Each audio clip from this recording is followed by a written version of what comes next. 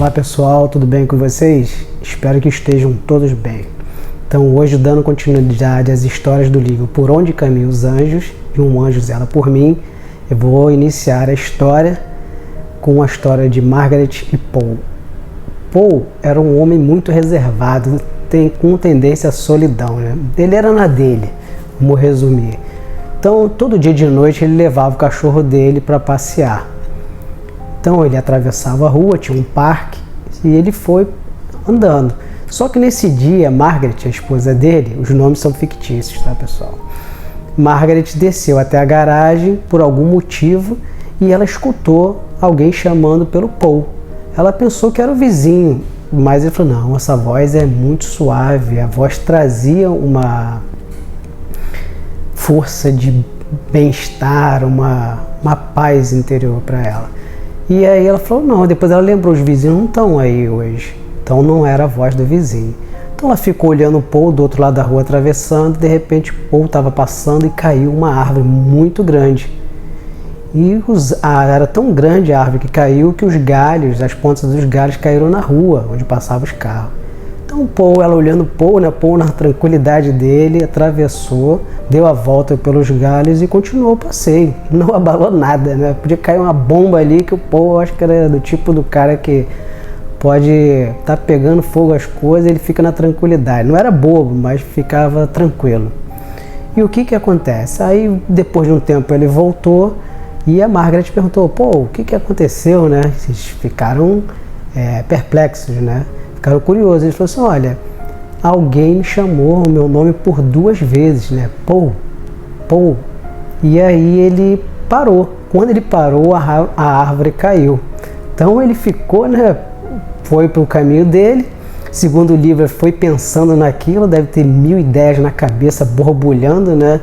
Eu acho que a gente já teve essa sensação, pô, como é que acontece isso? E geralmente os anjos são assim, você acaba não acreditando em algumas situações que vão acontecendo, algumas situações sobrenaturais, paranormais, você fica pensando e fala assim, meu Deus, o que é isso? Não tem ninguém aqui, que barulho é esse? Que vento é esse que passou se está tudo fechado aqui? Acontece dessa forma e outras. Eles são muito rápidos no que os anjos, né, atuam e muitas vezes a gente fica perplexo com o que aconteceu. E ela falou, olha, Paul, eu escutei a Margaret falando, eu também escutei chamar seu nome, mas os vizinhos viajaram.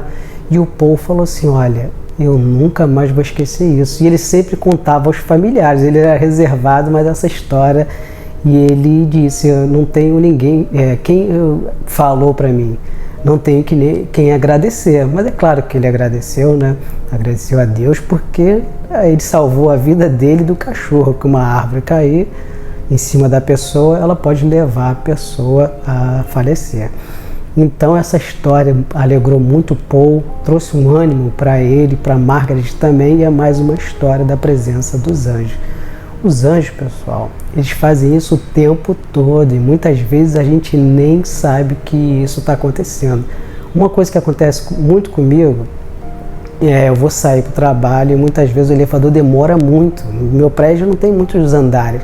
E eu nem reclamo mais, porque eu já fui salvo de tanta coisa que se eu saísse naquela determinada hora que eu tive esse atraso, olhando para frente eu poderia passar por um acidente, uma situação muito ruim. Então eu vou deixando esse vídeo por aqui e vou partir para a segunda história envolvendo as crianças do livro Um Anjo Zela por Mim. Então deixo aqui e vamos lá para a segunda história. Antes de iniciar a segunda história, eu vou dar uma dica para vocês. Quando vocês escutam seu nome, alguém te chamando, é porque quando chamam o nosso nome, vamos supor, Ramiro, você presta atenção. Se for uma palavra simples, qualquer outra palavra, a gente não presta muita atenção. Mas quando alguém chama nosso nome, igual a nossa mãe, quando ia dar uma bronca na gente, né, chamava assim, Ramiro. E aí você já ficava alerta. Então os anjos chamam assim o nosso nome para chamar a atenção da gente, para a gente prestar atenção nas situações, ou se a gente estiver pensando besteira, assim, alguma coisa, né, tá com raiva, aí chama o nosso nome e a gente já vai sossegando. Então, entrando na segunda história, hoje eu vou contar a história de Tabata. ela, quando tinha 9 anos, na cidade dela, tinha um homem, a cidade estava sitiada, mas não era por conta de guerra não, era porque tinha um homem de um carro verde que ele matava jovens, então ele já estava matando muitas pessoas. E o prefeito já tinha oferecido uma recompensa para prender ele, quem tinha informações. Os noticiários eram sempre colocando reportagens para as pessoas se precaverem, ter cuidados. Nos colégios eles ensinavam as pessoas. Então, quem tinha até 16 anos tinha uma lei que eles tinham que voltar antes de 8 horas. Então, as crianças já sabiam. E eles ficavam todo mundo com medo, né, que a qualquer momento poderiam ser atacados. Então, desde os 6 anos, a Tabata ia à igreja toda semanalmente com a mãe, e uma vez o pastor falou: quem quer ser salvo? E ela, com 6 aninhos, olha só, imagina, gente, a criança de 6 anos foi lá até o pastor e falou: eu quero. E ele abençoou ela, a mãe ficou espantada, né, 6 anos tomando tanta decisão, e foi uma boa decisão para ela.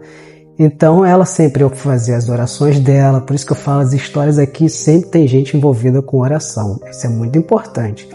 E o que aconteceu? Ela estava uma vez brincando com a amiga Amanda e Michael, e de repente o Michael falou assim: vou embora para casa. E ficou só a Amanda e o Michael e a Tabata. E aí o que aconteceu? Elas estavam brincando, daqui a pouco desceram da árvore e um cara parou com o carro. Olha só, tanta explicação, mas criança, né? Às vezes a gente vê uns testes sociais que perguntam para as mães, né, e para o pai: você acha que seu filho iria embora com um estranho? Não, já ensinei ele várias vezes. Aí quando vão testar na frente da mãe e do pai, ele vê que o filho vai. Então aconteceu a mesma coisa. O cara virou e falou assim: olha, tem uns cachorrinhos aqui que eu vou dar para doação e tudo. E a Amanda foi a primeira, né? Foi lá, só que antes de contar essa história, olha o que já acontecia com a Tabata. Ela tinha uma companhia que era o anjo da guarda dela, que ela colocou o nome de Minnie. Então ela sempre sentia a presença da Minnie. Então, uma vez ela estava dormindo e ela acordou, acordada, pessoal, e ela viu a imagem desta mulher na porta. E a Minnie conversava com ela por telepatia, né, na mente dela, e ela respondia. E elas tinham um diálogo muito bom. Só que a Minnie, né, o nome que ela botou, falou: olha, eu não vou mais aparecer para você, mas eu sempre vou estar cuidando de você. Então, sempre fique orando.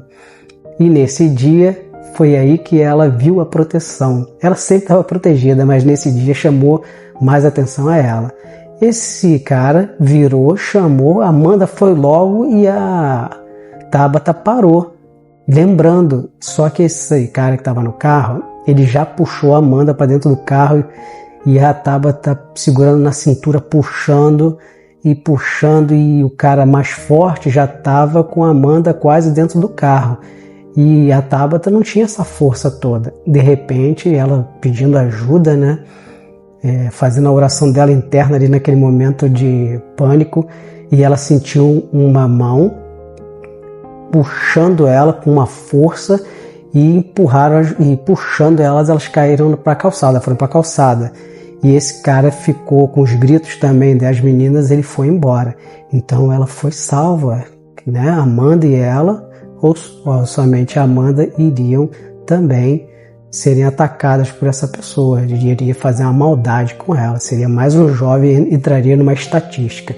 Então é muito importante a gente orar por nosso anjo da guarda, né? Com o nosso anjo da guarda. Eu sempre oro com meu anjo da guarda, eu vou orar para Deus, eu fazendo pedido de proteção, agradecendo o dia de manhã, pedindo para que Deus me acompanhe, meu anjo da guarda. Isso é muito importante. A gente é salvo todo dia de muita coisa, a gente que não percebe isso. Às vezes a gente está passando por momentos difíceis e ele está ali do nosso lado o tempo todo. Eu tenho essas experiências diárias com isso, muito diárias. Mas isso não significa que eu sou melhor do que ninguém, não. Às vezes a gente não vê, e ele está ali na nossa presença, inspirando a gente. Sempre quando a gente tiver uma inspiração ruim, não é anjo da guarda, são outros seres obscuros, então não escute eles. Eu tenho um exercício que eu faço quando eu escuto alguma coisa ruim que vem na minha cabeça. O primeiro pensamento é muito difícil a gente rejeitar ou deixar de ouvir ou sentir esse pensamento. Mas a gente pode falar, não aceito isso. Muitas vezes eu faço um exercício, eu falo, quem quer entrar na minha mente com isso, né? Quem permitiu entrar na minha mente com essas palavras? Eu não permiti. Quem é você? Quem manda na minha mente sou eu, e Deus cuida da minha mente.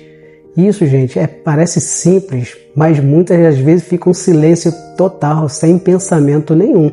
É difícil de explicar, né? As pessoas acham, não tem gente que não consegue ficar sem pensamentos, mas tem sim. Acontece comigo isso. Então eu falo, quem é o dono da minha cabeça é Deus. E eu deixo entrar o que eu quero e o que eu não quero. Isso eu não quero. Então, se você tiver esse hábito todos os dias, se você conseguir manter pelo menos 80% dos seus pensamentos nesse estado, né, essa é uma sugestão, você está muito bem. O que a gente... E é uma vitória, não quer dizer que o pensamento ruim a gente tem. Às vezes as pessoas perguntam assim, tô tendo muito pensamento ruim, tô com algum problema. Não, isso acontece com muita gente. A questão é se a gente aceita aquele pensamento e a gente pode sair desse estado mental que está incomodando muita gente. Se ficar muito pesado para vocês precisam procurar também a ajuda da medicina, né? E procurar também fazer as suas orações.